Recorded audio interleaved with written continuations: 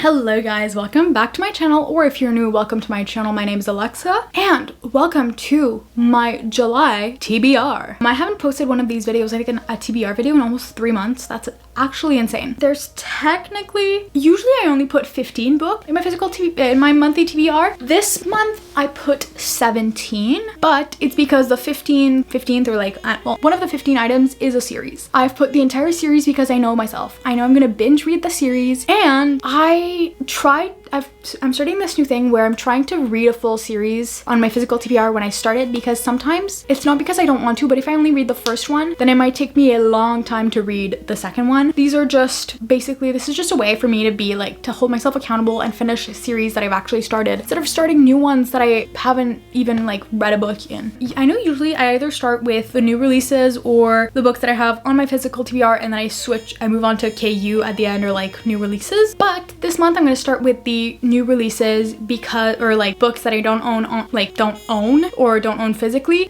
because I just have, I think it's something like, there's 12 of the books that are on my physical TBR and 5 that I don't own. So I thought I would just start with this since it'll be a lot easier. But yeah, so the first book that we have is The Irresistible Urge to Fall in Love with Your Enemy by Bridget Knightley. This one, and the next one that I'm going to talk about in this video, they're both, I think, published Dramione fanfiction. Now, I do not condone or support any of J.K. Rowling's stuff. I don't interact with her things anymore. I don't really, might have read 1 or 2 fanfictions since, but I don't buy any of her books. I've only bought her books secondhand. I hate J.K. Rowling, okay? Do not support any transphobia, any homophobia, any discrimination of any kind. Thank you very much. But this, I guess this is not giving any money to J.K. Rowling. It is not affiliated with Harry Potter. It is just the author originally wrote a Harry Potter fanfiction and then changed it to be able to be an actual published work without giving any money to the author. Actually, let me check online. I'm gonna remove them from my TBR if it does give money to JKR. Okay, I did some research because I did not want to like read a book if it gave money to JK Rowling, because she's a disgusting human being. So it is not giving any money to JK Rowling. We are safe. I don't want to support her. But the first one basically is,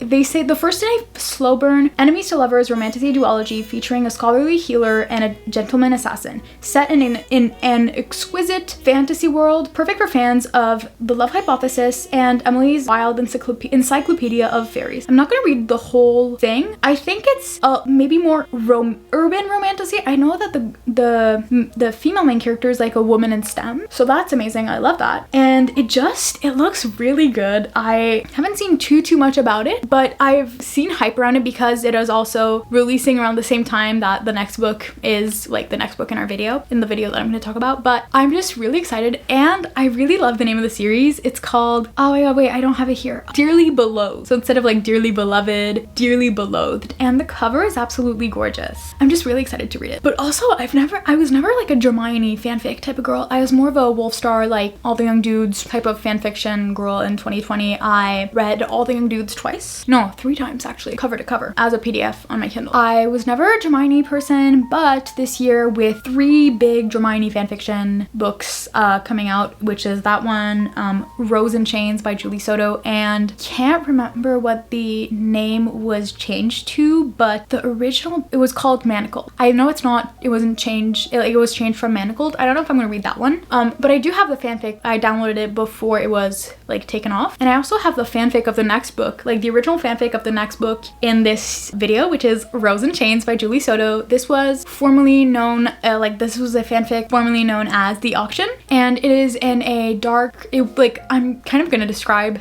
the fanfiction first. It was kind of like in a dark AU where alternate universe. If you are not familiar with the fanfiction lingo, where basically like the what are they called? I haven't really interacted with the Harry Potter things in so long. But it's the thing with the, like, basically the bad guys, like Voldemort, he won. Like his dudes, they won, and not the good guys, not the Order of the Phoenix. Yeah, I think it's the Order. Are they called the Order of the Phoenix? I think so.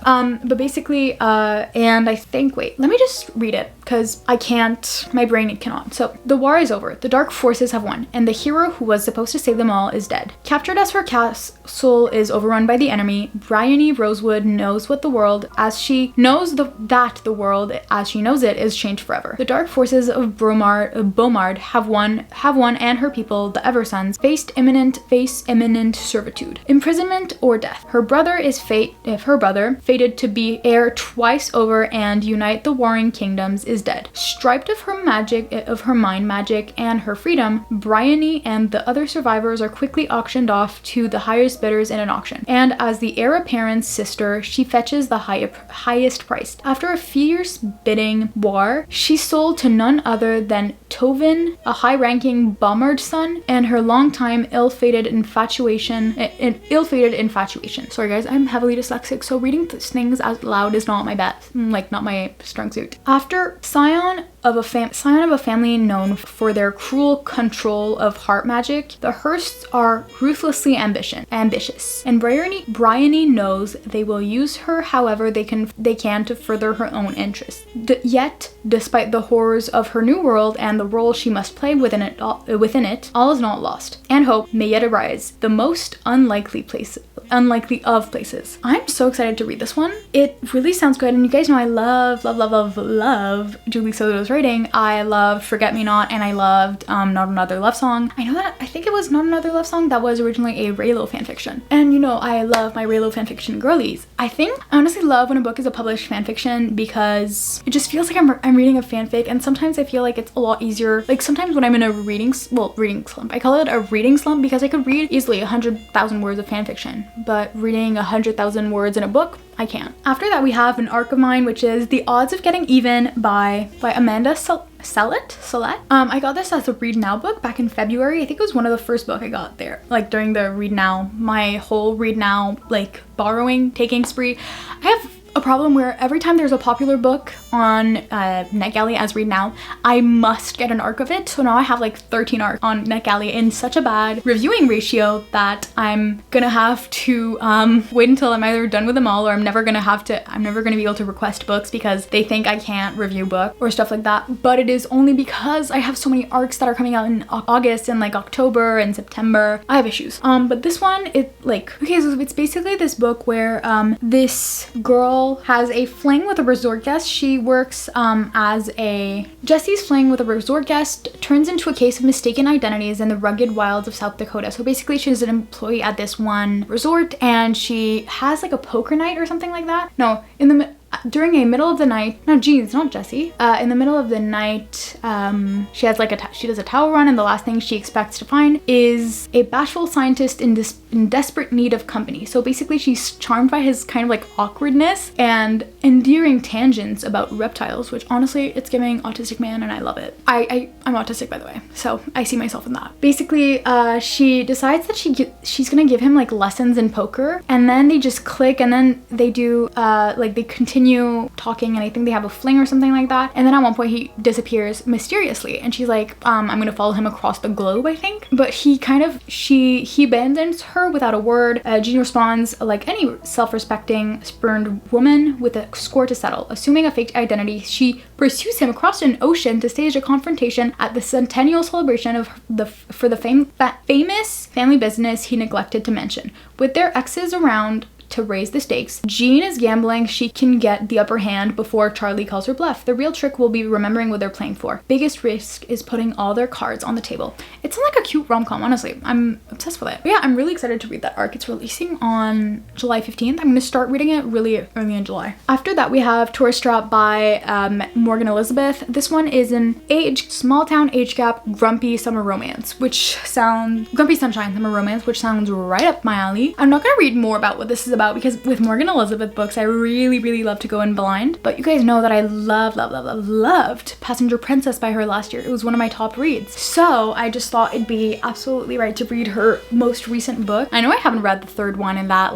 Never Been Worse and Passenger Princess series, but I really want to continue her books and reading her books because they're so good. Honestly, I have so many books of hers that I need to read because she releases so many. She releases like 2 or 3 a year. And there's so many new releases that I need to catch up with, but I really want to read that one and I'm really excited for it. Next we have our last book that is like a book that I don't own yet, and it is Reckless Hearts by Jessa Wilder. Okay, that's a different cover, I think. Honestly, I'm really excited for that one. It's a cowboy romance, and I think it's a MMF romance, which I'm obsessed with MMF. And basically, yeah, I think it's, oh my god, so it's one girl and her 2 boyfriends are rival bull riders, which is amazing. I don't want to read too much about it. I know this is really bad for someone who's a booktuber, like not wanting to know what the book is about, but I know that it is. Okay, I'll do you one better. I hate that I said it like that. I don't know why. That sounds so weird to me. I don't like reading the full summary of a book before reading it because I feel like sometimes they say way too much about the book, but what I will do is I will find the tropes and I will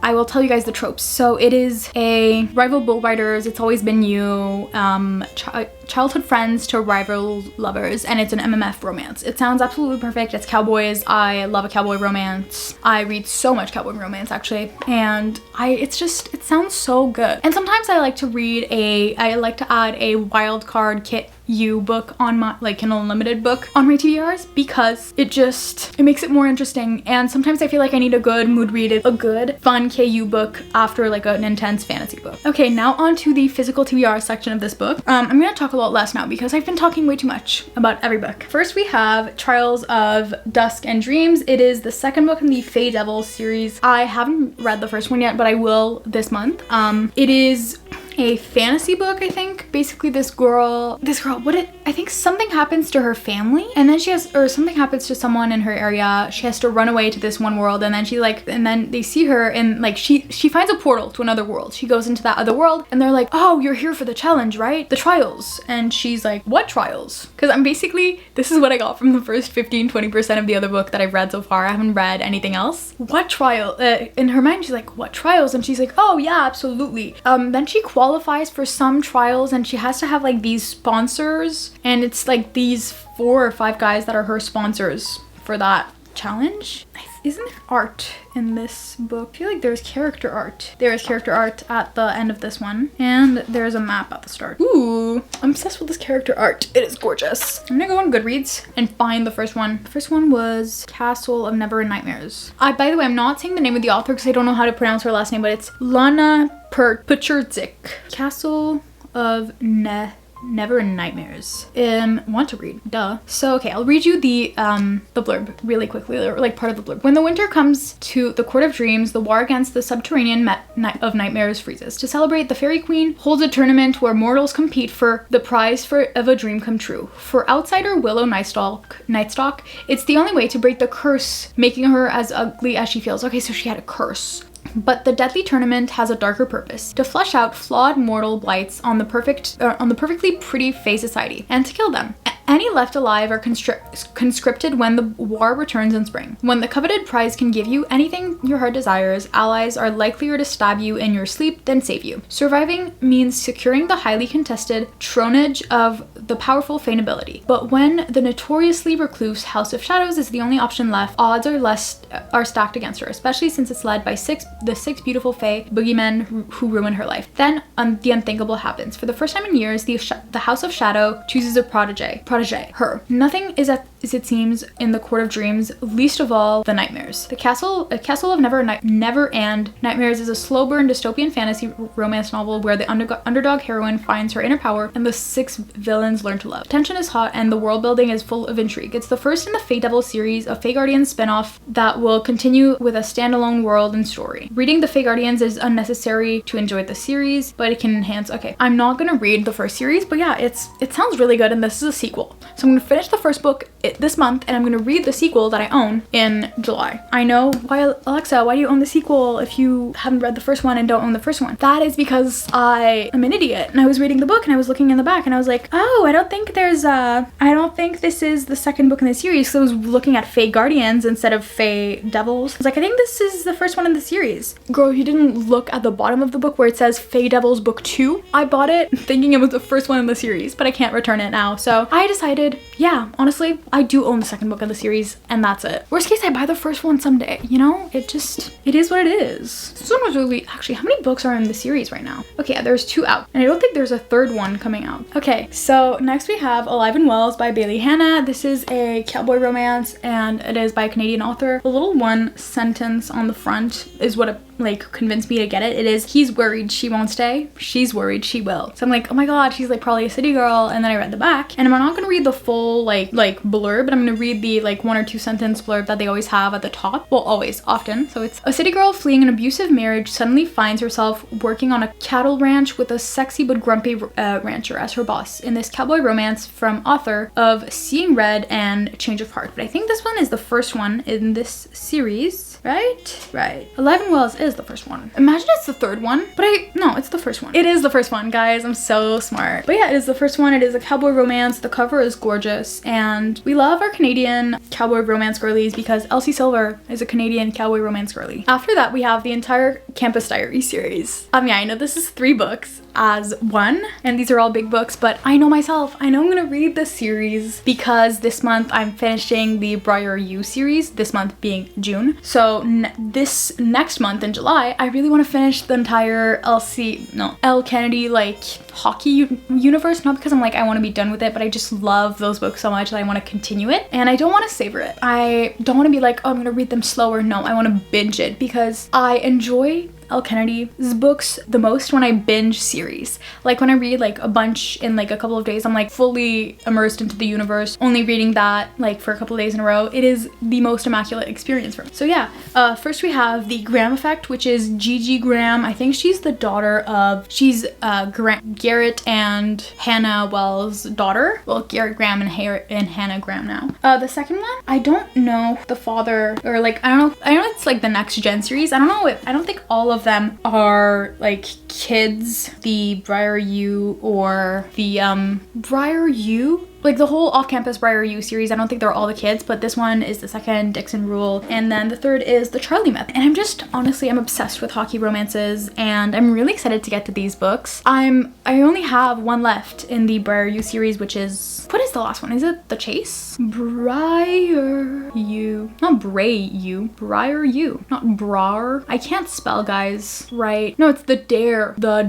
So yeah, that is my only book that is left, that I have left to read in the Briar U series, and I'm gonna go to these ones immediately after. And I honestly just can't wait to read them, and I've been forcing myself to not read it too fast because I really want to keep these at least for July because I don't want to finish all of these books in 1 month, because I started the month with, I think I'd only read 1 book in the Briar U series, and then I went and binged books 2 and 3. And then I'm about to read 4, and then I'm gonna have this series left. But then I think this universe is over. Like, I don't think she's writing any more books in this universe, but I also have like other books and like standalones by her to read. After that, we have Never by Jessa Hastings. Honestly, this book really makes me think of the like, I can't remember what the series is, but it's like what's the first book? Oh my god, I read it in April. I read the full series. I need to go and find it.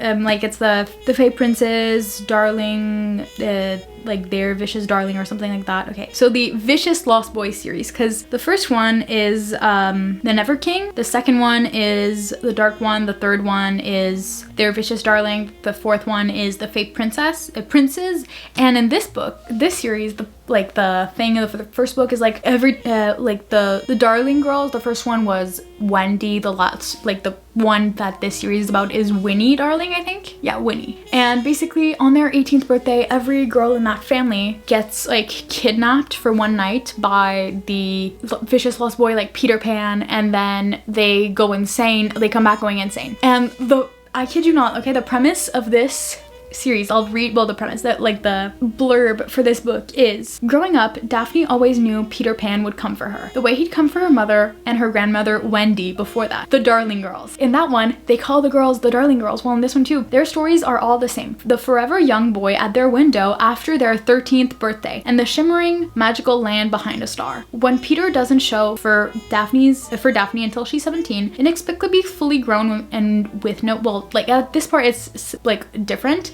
But that sounds exactly like what it is in the Vicious Lost Boys series. But after that, it's like, in this one, the rest of the verb is, when Peter doesn't show for Daphne until she's 17, inexplicably fully grown and with no excuse for his tardiness, Daphne doesn't know what to think. Still, she has always been told that Peter is her destiny. It's beyond choice to take his hand and leap into the stars, no matter what comes next. But in Neverland, Peter's true colors begin to show. One moment, he's making Daphne's heart flutter, and the next, he's forgotten her entirely. So when Daphne stumbles into the path of Jameson Hook, the pirate son of Peter's nemesis, she lets herself get swept up in his vulgar charm despite the warnings. Both boys are trouble, and both have dangerous secrets about this strange fantasy land they call home. And if she loses her heart to either one, Daphne might just lose herself too. As a kid, I was always obsessed with Peter Pan, so now I love a good Peter Pan retelling. I love, was it Hooked? Yeah, Hooked by Emily McIntyre. I love that series. And I love this one. Well, I'm gonna love this one. Not I love this one. I haven't read it yet. And I also love Jessa Hastings' books. I loved the Magnolia Park series. I'm on the last one, well, the last one that is out right now.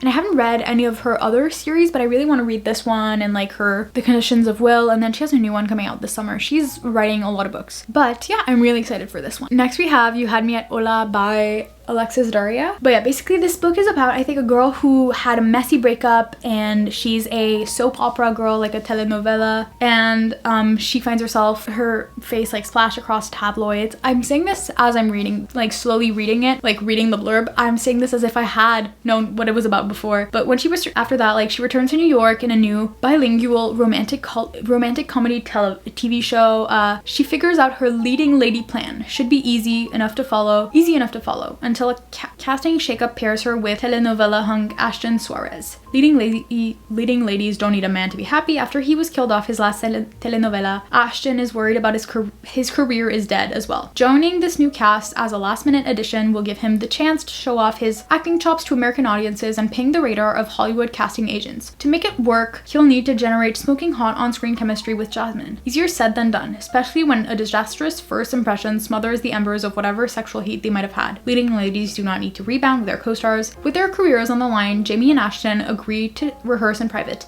but rehearsals leads to kissing, and kissing leads to whatever behind-the-scenes romance worthy of a soap opera. While their on-screen performances improves, the medium spotlight on Jasmine soon threatens to destroy her new image and expose, oh my god, I can't even speak anymore, Ashton's most closely guarded secret. This sounds really good. I'm really excited to read it, and I was an avid Jane the Virgin watcher before. I actually was close to, like, I didn't meet him, but like I was very close to, like, basically once Justin Baldoni was about maybe 5 meters away from me because he was filming somewhere that I was like I was where he was filming, basically filming a movie. That was pretty cool. So the fact that this is like telenovela stars and that, well, I guess Jane the Virgin is almost like a telenovela, and she's obsessed with telenovelas in that. And I've actually always wanted to watch one, but I can't speak Spanish for the life of me. And I can't really, I can kind of understand it, but not enough to like know whatever is going on. But yeah, I'm really excited to read this one, and for some reason it kind of gives me summer vibes, and I've loved the cover. I've been obsessed with the cover for a while now. Like, I remember first seeing the cover a couple of years ago, and I was like, oh my god, I want to read that. I know I haven't read it yet, but that's besides the point. After that, we have Promise Me Sunshine by Cara Bastone. This one is from the same author of Ready or Not, which is right behind me right there. And that one, when I read it in June, became an instant favorite of mine. I will review it in my wrap-up, but basically this one is the most recent one of this author, the newest release. And I don't know much about it. I just know that like the one sentence blurb is grieving the loss of her husband, of her best friend, not of her husband, of her best friend. A young woman finds her life turned upside down when she meets a grumpy stranger who swears he can help her live again. By the beloved author of Ready or Not. Wait, is Miles? Okay, no, sorry. I thought that the male main character in this book was the father of the child in, like, the baby daddy in Ready or Not. It is not. I really thought it was, but no. But I'm really excited to read this one. One of the reasons why I'm really excited to read it is because on the cover, they're literally on the not the Coney Island, the Staten Island ferry. And I don't know why, but one of my favorite things to do when in New York is like at sunset go on the Staten Island ferry, because you get to see the Statue of Liberty from kind of up close. Like you can see it on the boat, and it's really, really nice view of New York. So the fact that they're on the Staten Island ferry feels like it's meant to be. It feels like I need absolutely to read this book this month. And also it's by Cara Bastone, so I'm really, really excited to read it. And I've heard amazing things about this book. Next we have 28 Summers by Ellen Hilderbrand. I haven't read like a Ellen Hilderbrand book before, but I haven't read one yet, and I really want to read both of her books that I do own this summer, that I own from her. And this one, I haven't heard much about it. I think the two that I've like heard of before was like 5-Star Romance or something like that, and The Hotel Nantucket. The two that I own are Silver Girl and 28 Summer, but this one, the blurb says, when Mallory Blessing's son Link receives her deathbed instructions to call a number on a slip of paper in her desk, he certainly does not expect Jake McLeod to answer. It's the late spring of 2020, and Jake's wife, Ursula de Guernsey,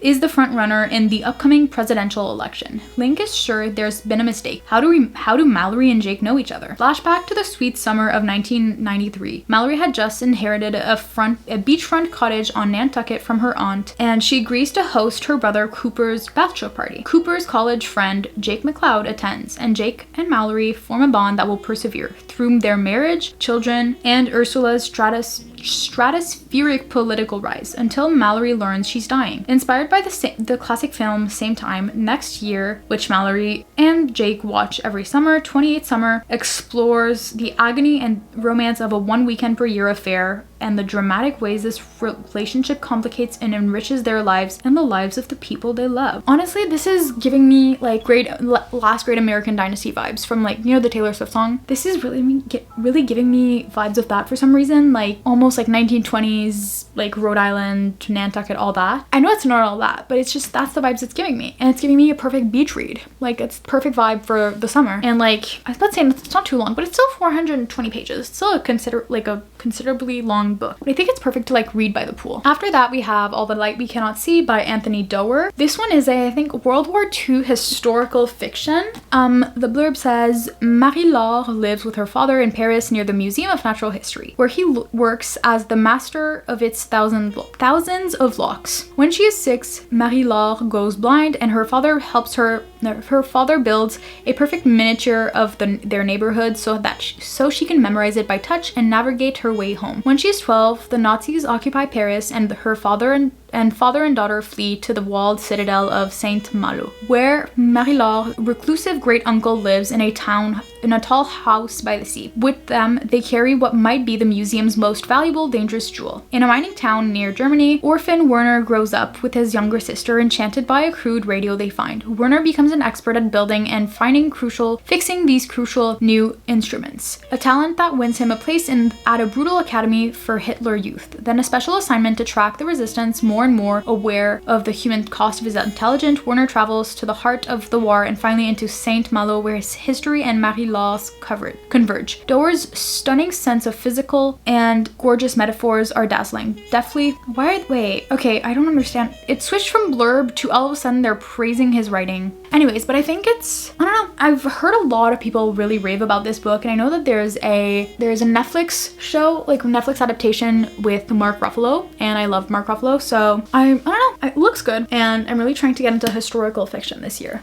After that, we have True Colors by Kristen Hanna. I've also really been wanting to get into Kristen Hanna's books this year. I own 4 of hers. None of them are necessarily like her popular books, but it's all 4 books that I found at Goodwill, like for $2 each. Like, I found all 4 of those books from her for like $2 each. So like, not the $8 that it says here. So yeah, I just thought I'd get them. But this one, the blurb says, the Gray sisters have always banded together against the distant chill of their father. Winona, the oldest, never felt at home on the seaside ranch that has been in her family for 3 generations. Small-town attorney, a small-town attorney. She sees herself as an overweight bookworm who doesn't have the qualities of her father values, but she's determined to prove her worth to him. Aurora, the middle sister, is the family peacemaker. She brokers every dispute and tries to keep them all happy, even if she hides her own secret pain. Vivian is the undisputed star of this family. a stunningly beautiful dreamer with a heart as big as the Pacific Ocean in front of her house. She is adored by all who know her. Everything comes easily for Vivienne, and the love most of all. A terrible, shocking crime will shatter their family and tear their beloved town apart. Accused is Vivienne's new husband, an outsider. For the first time, the sisters will be pitted against each other, loyalties will be tested, and secrets revealed. Breathtaking pace and penetrating emotional insight. True Colors is an unforgettable novel that explores the dark side of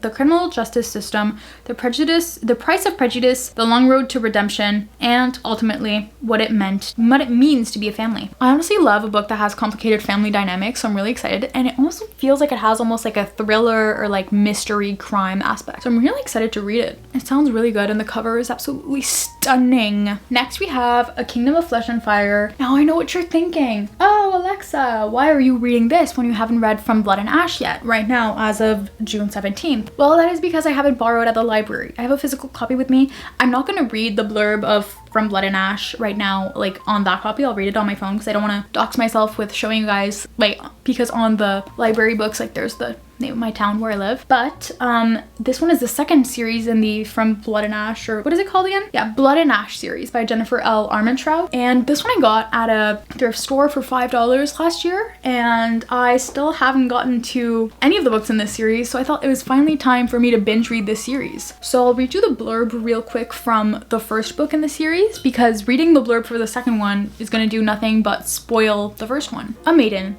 Chosen from birth to usher in a new era, Poppy's life has never been her own. The life of a maiden is solitary, never to be touched, never to be looked upon, never to be spoken to, never to experience pleasure.